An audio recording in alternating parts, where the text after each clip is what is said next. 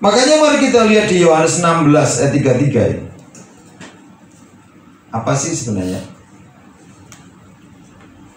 yang Tuhan inginkan ya? Karena rintangan itu kan ada. Semuanya itu kukatakan kepadamu supaya kamu beroleh damai sejahtera dalam aku. Dalam dunia kamu menderita penganiayaan, tetapi kuatkanlah hatimu. Aku telah mengalahkan dunia. Jadi Tuhan Yesus berkata, penderitaan ya, masalah, tantangan, aniaya itu ada. Jadi Tuhan tidak pernah berkata itu nggak ada. Itu ada. Tapi saudara perhatikan, Tuhan Yesus sendiri berkata supaya kamu beroleh damai sejahtera. Gimana caranya menikmati damai sejahtera di tengah-tengah penderitaan, penganiayaan dan hati yang goyah, saudara. Makanya saudara, apa sih definisi rintangan itu? Rintangan adalah segala sesuatu yang menghalangi. Tadi ada penderitaan, ada penganiayaan. Segala sesuatu yang menghalangi itu namanya rintangan. Segala sesuatu yang menghalangi, bukan hanya roh-roh jadi udara. Kita lihat dasar dari Alkitab ini dari Roma 8 ayat 35 sampai 39. Roma ya. Dibuka, mari sama-sama. Roma 8 ayat 35. Siapakah yang akan memisahkan kita dari Kristus? Perhatikan ya, ini tantangan loh. Penindasan atau kesesakan atau penganiayaan atau kelaparan atau ketelanjangan atau bahaya atau pedang, seperti ada tertulis, oleh karena engkau kami ada dalam bahaya maut sepanjang hari, kami telah dianggap sebagai domba-domba sembelihan. Ada banyak masalah, banyak rintangan, penindasan, kesesakan, penganiayaan, kelaparan, ketelanjangan. Bahkan ketika kondisi yang seperti itu ditambah yang lapar, saudara. Kita lanjut di ayat berikutnya. Tetapi dalam semuanya itu kita lebih daripada orang-orang yang menang. Dan berikutnya, oleh Dia yang telah mengasihi kita. Kita ini dikatakan lebih dari orang-orang yang menang oleh Dia. Sebab aku yakin bahwa baik maut maupun hidup, baik malaikat-malaikat maupun pemerintah-pemerintah, baik yang ada sekarang maupun yang akan datang, atau kuasa-kuasa, baik yang di atas maupun yang di bawah, ataupun sesuatu makhluk lain, tidak akan dapat memisahkan kita dari kasih Allah yang ada dalam Kristus Yesus Tuhan kita. Makanya apa saudara, ada 3 hal yang kita pelajari dari Roma ini. Yang pertama, bahwa rintangan itu tidak bisa dihindari. Jangan menghindari rintangan, jangan menghindari tantangan dalam hidup. Harus dihadapi. Orang selalu lari dari persoalan, lari dari masalah.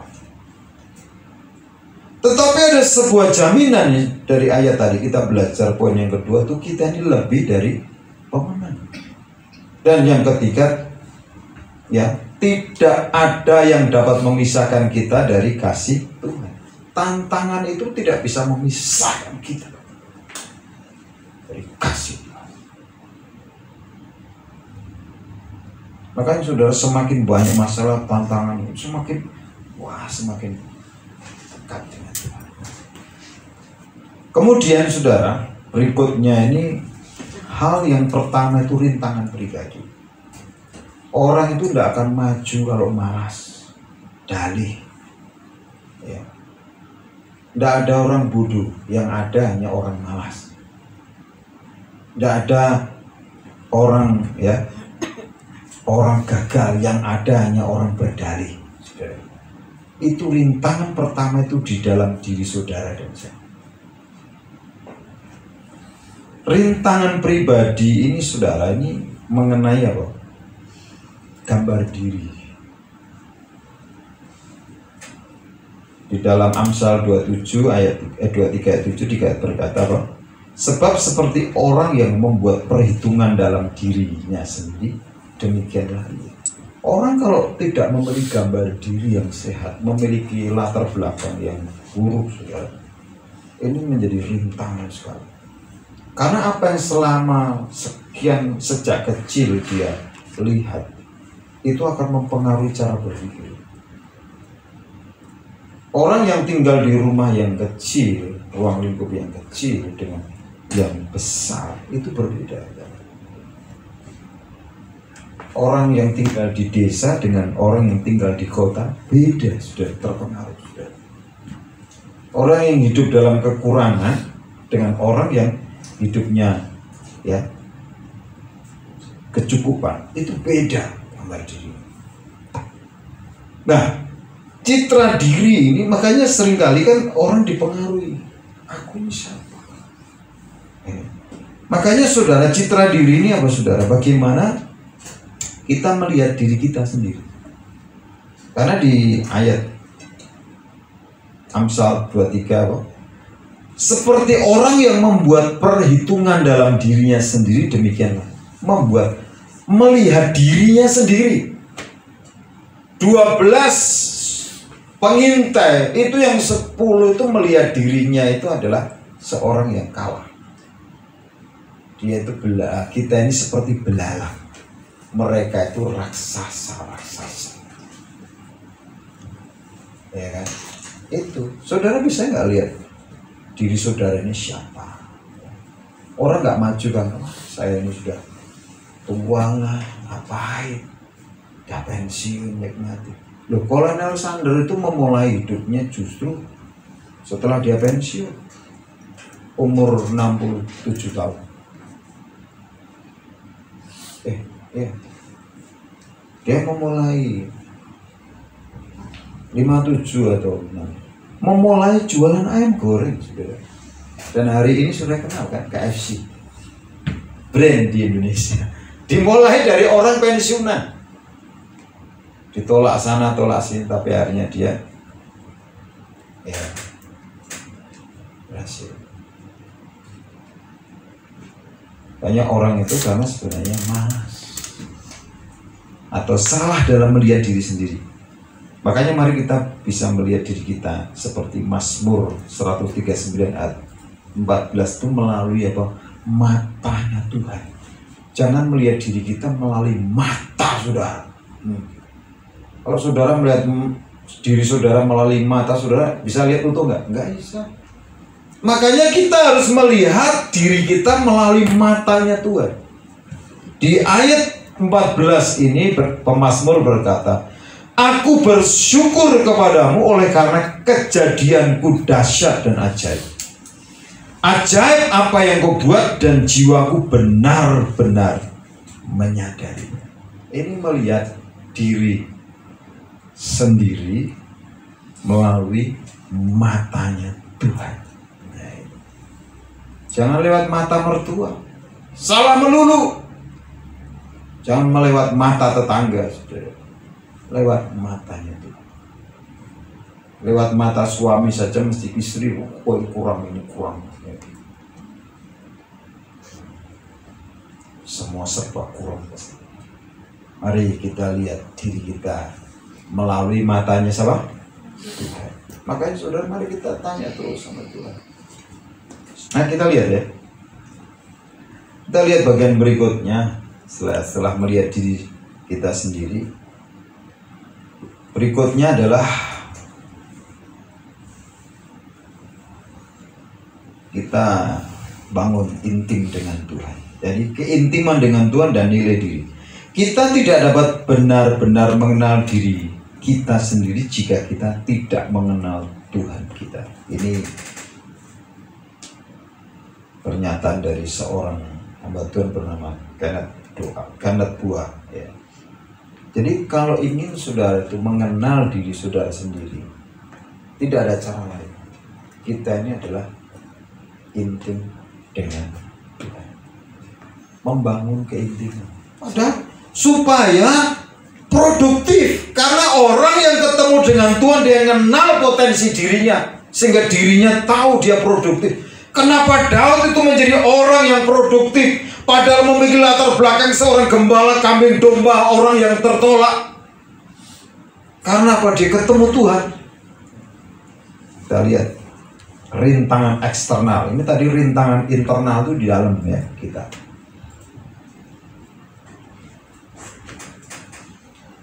Rintangan dari luar, tapi yang kalau kita ini bisa memenangkan di dalam, saudara, kita bisa melihat diri kita melalui mata Tuhan, ya kita sudah selesai.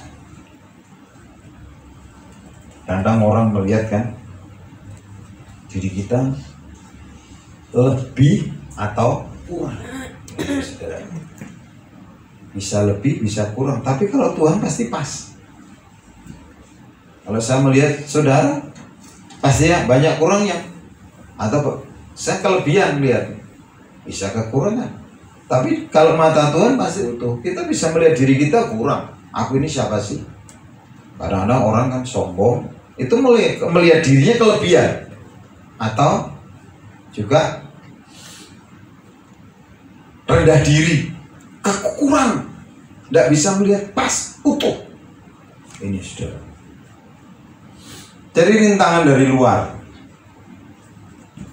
itu dari luar itu dari lingkaran kita pertama, lingkaran terdekat. Belum luar sana, saudara. Yang pertama yang namanya ada saudara palsu. Di dalam pelayanan saudara, Yesus itu dari 12 itu berapa? Ada Yudas. Kemudian orang Kristen yang sulit diatur, sulit diajak doa, sulit diajak pelayanan, ya kan? Sulit berkembang, ya. Sulit apa namanya? Sulit, semua dia sulit. Ini. Kita ketemu orang Kristen yang sulit mengampuni, ya. Sulit memberi. Ya, sulit. Kemudian yang ketiga itu rintangan dalam tim, oposisi meski tulus. Ini juga bahaya loh saudara. Sepertinya ya tapi sebenarnya jadi oposisi, nggak setuju. Semua itu nanamkan nilai. Ini nilai gereja. Orang itu harus diajari tentang value, nilai di gereja ini. Kenapa? Konflik terus. Ya, karena ini konflik sekarang gampang. Ya.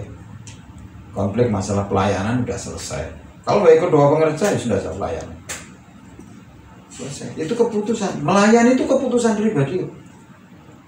Kalau memang nggak punya apa kesadaran, ya berarti memang nggak mau pelayanan.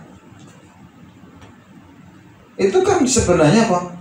Ini kan mengembalikan orang itu hidup di Taman Eden, free will, keputusan kita. Mau pelayanan ikut som, ya kan? Som udah lulus, ya ayo pelayanan. Itu untuk menangani konflik. Apa?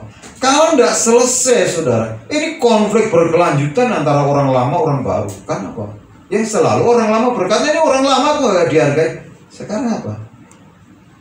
Nilai ini yang harus dihidupi bareng-bareng. Nilai, menanamkan value, nilai. Hanya saudara ya, kan banyak orang berpikir konflik itu menang dan kalah.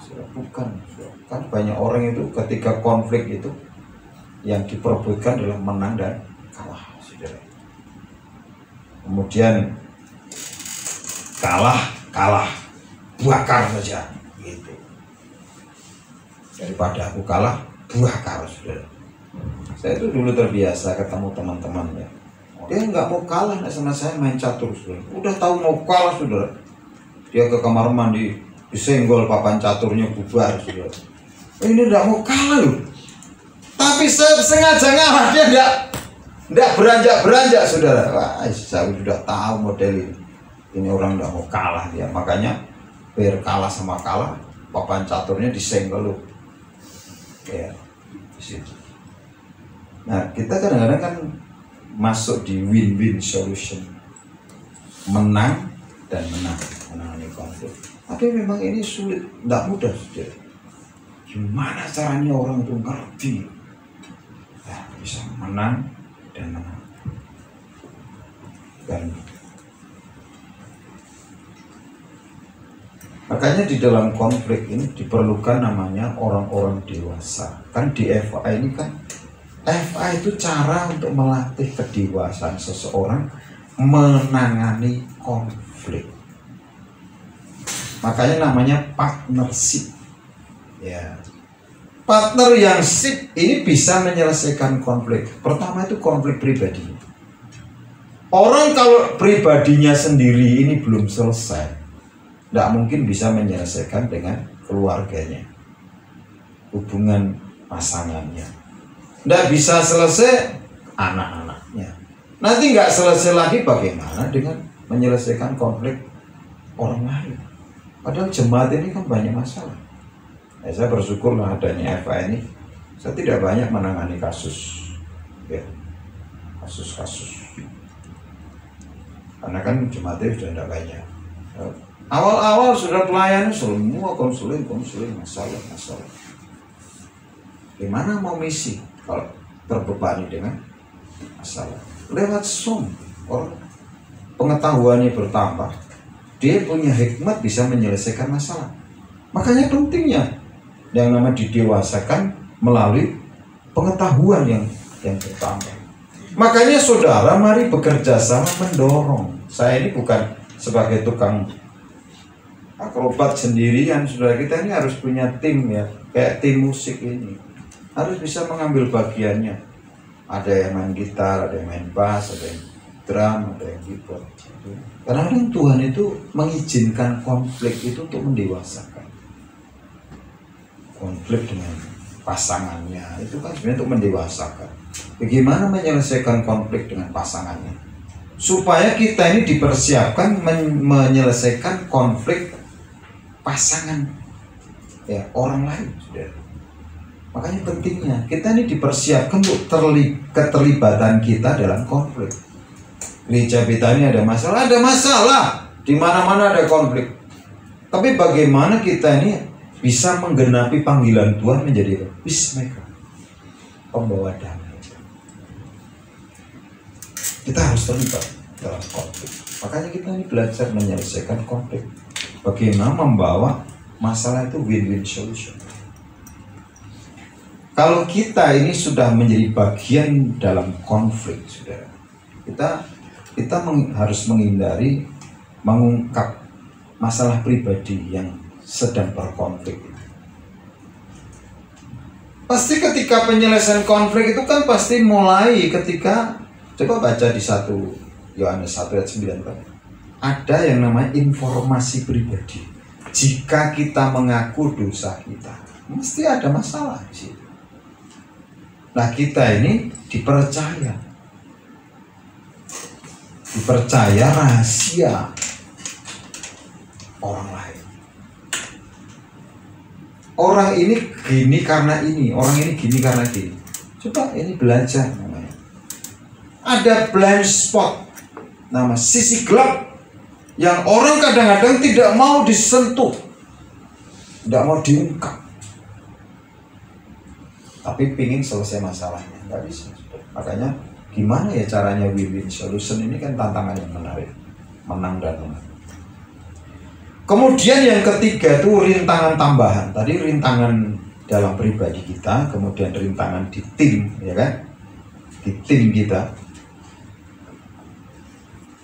ya betul ya. Kemudian di rintangan eksternal itu di tim kita, kemudian rintangan tambahan itu di lokal, komunitas maupun lingkungan sosial politik. Ini tambahan saja. Jadi kalau kita ini bisa selesai di komunitas kecil, di tim kita, di diri kita, kemudian di tim kita. Makanya di EVA ini kan partnership. Kalau 2 atau 3 orang ini berkumpul dalam nama Yesus, Tuhan hadir. Itu lewat yang lain. Gimana membangun partnership ini? Partnernya bisa sip. Ini yang paling penting. Karena ini tim. Kalau timnya ini bisa solid, ini yang tambahan-tambahan itu sudah lewat. Kemudian saudara, ini rintangan berikutnya di lokal. Lokal itu, nah ya,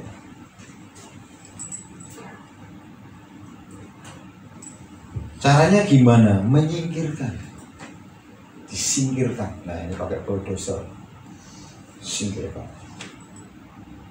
Atau kita hindari lewat jalan putar. Apa? Ambil jalan. Apa lu singkirkan pakai bulldozer? Libas saja. Atau kita ambil jalan putar. Atau ya, rintangan itu jadikan batu loncatan, jadi pijakan. Ini penting. Ya kita tinggal pilih, ini model ini mau jadikan batu loncatan. Jadi kita hindari, kita sendiri ngambil jalan putar, atau kita apa? Bulldozer. Nah, kita pilih. Saya selalu berkata, orang-orang yang seringkali menjadi apa? Tantangan itu menjadi batu pijakan buat saya, untuk saya semakin tajam. Makanya kalau kita ini bisa apa? Mengatasi rintangan di dalam, yang ya lain-lain itu mudah. Kemudian rintangan rohani ini penting. Makanya karena di Alkitab ini saudara, orang-orang yang akhirnya dipakai Tuhan orang produktif itu selalu kalau ketemu Tuhan dulu. Kalau orang itu bisa menyelesaikan rintangan rohaninya, Rasul Paulus berkata, aku melupakan apa yang ada di belakang dan aku mengarahkan diri dengan apa yang di depan. Dia tidak peduli tantangan sebesar apapun. Karena apa? Dia sudah melewati rintangan rohani. Hidup bagi Kristus, mati adalah keuntungan. Kenapa? Dia sudah melewati rintangan rohani, jadi dia tidak takut dengan rintangan yang jasmani. Pemazmur berwalau 1000 orang rebah di sisimu seberit, tapi ini bukan mati. Dia ngerti janji Tuhan, maka dia lewati. Makanya Bapak Ibu Saudara, Tuhan mau kita ini lebih dari pemenang. Tantangan, rintangan rohani yang jadi. Saudara harus kejar hal yang rohani. Nanti kalau saudara ini sudah lolos dalam hal-hal yang rohani, yang lain itu gampang lolos. Urusan di dalam itu, ketika kita ini hal rohani dikejar, kita ini kenal Tuhan, kita bisa melihat siapakah diri kita lewat matanya Tuhan. Nah ini, apapun masalah,